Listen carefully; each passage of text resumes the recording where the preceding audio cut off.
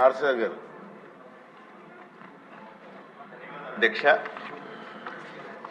అధ్యక్ష అతి తక్కువ వర్షపాతం నమోదయ్యేటువంటి జిల్లాల్లో మా కర్నూలు జిల్లా కూడా ఒకటి. అత్యధికంగా రైతులు వలసపోయే జిల్లాల్లో కూడా కర్నూలు ప్రథమ స్థానంలో ఉంటుంది అధ్యక్ష. అత్యంత నిర్లక్ష్యం. ఎందుకంటే అధ్యక్ష మీ ద్వారా దృష్టికి తీసుకొస్తాను.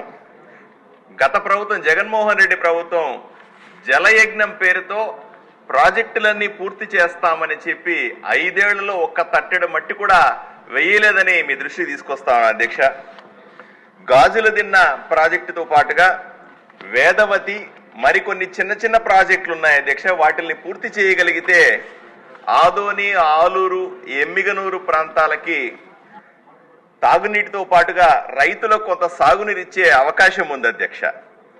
ఎందుకంటే ఇప్పుడు అనంతపూర్కి ఎగువ తుంగభద్ర ఎగువ కాలువ నీళ్లు అందిస్తూ ఉంటే తుంగభద్ర దిగువ కాలువ ద్వారా మాకు కొన్ని నీళ్లు, తాగే నీళ్లు వచ్చే అవకాశం ఉంది. కొంతవరకు సాగు నీటి అవకాశం కూడా ఉంది అధ్యక్ష.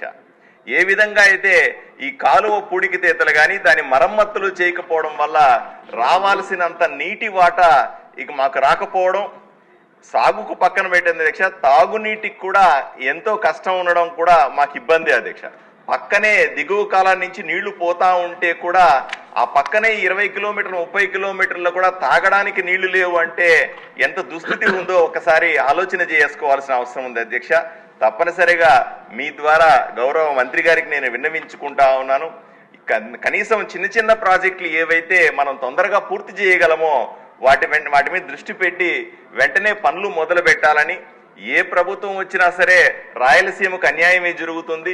ఏ ప్రభుత్వం వచ్చినా సరే కేవలం వాగ్దానాలకు మాత్రమే పరిమితం అవుతారనే విషయాన్ని కాకుండా ఈ 5 సంవత్సరాల కాలంలో అయినా సరే పెద్ద ప్రాజెక్టులు ఎలాగ మొదలవుతామని, చిన్న చిన్న ప్రాజెక్టులు ఏవైతే కనీసము తాగునీటి కోసం అవసరమైనటువంటి ప్రాజెక్టులని వాటి చేస్తే వారానికి ఒక్కసారి మా ప్రాంతంలో అంతా అధ్యక్ష వారానికి ఒక్కసారి తాగడానికి మంచినీళ్ళు వస్తాయి అధ్యక్ష.